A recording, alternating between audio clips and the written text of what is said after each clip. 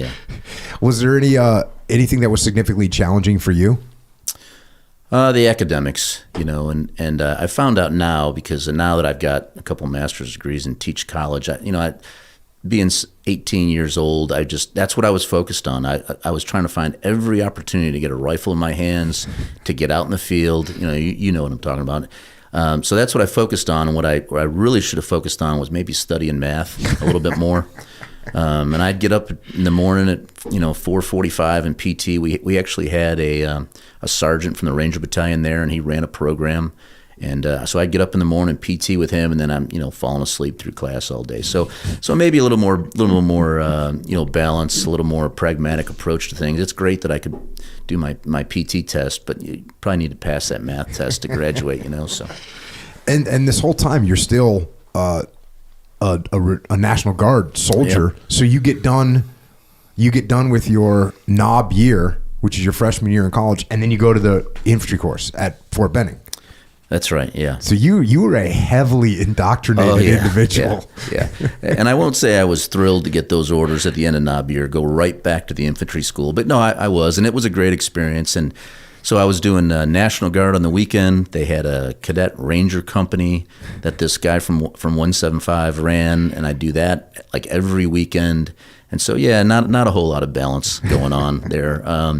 And then after NOB year, I went right into the infantry school, and it was good training in those years. It was Reagan years, a lot of money, still Vietnam vets running it very good. And then I got selected to come back to the Citadel and run the cadre, run the training for the freshmen. So I had to show up early, so I went basically right from the infantry school to that. So yeah, nonstop process. You were, like I said, a heavily indoctrinated human. That's a good word, yeah. Indoctrinated. I was indoctrinated. And then you end up serving with the National Guard unit, mechanized unit, right there outside the gates of the Citadel. Yep, I'd walk right out the gate and go to drill, and we do that for 1 weekend a month. As you're getting ready to graduate, or any other big things, takeaways? I mean, again, you talk about this in the book, but anything you want to mention about the Citadel in general before we get to your graduation? Again, just to emphasize, it's there's different ways to train people for combat, and the Citadel's not a real physical place, but it's a very mentally grueling place, and it's all about finding ways to make the individual reach down and persevere and keep pushing, and especially building that concept that if you quit, you're letting down the guys to your left and your right, and that's really what's an important thing that I was taught throughout most of this training, but at the Citadel especially.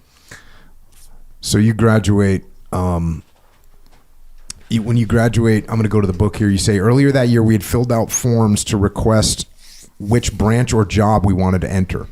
Though the forms had spaces for us to list 10 choices to be ranked in order of our preference, I only filled in one, with infantry.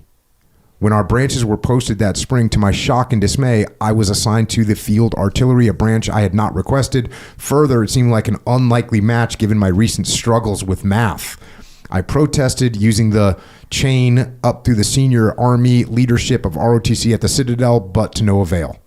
I would follow my orders and march off that summer to the U.S. Army's artillery school in Oklahoma. So that had to be a bit of a shock.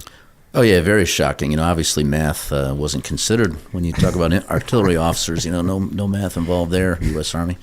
But yeah, it was my first taste of Army bureaucracy, and I think anybody that's been in the military can attest. There's two different sides to the military. There's a bureaucratic side, and there's a field or actual the soldier warrior side.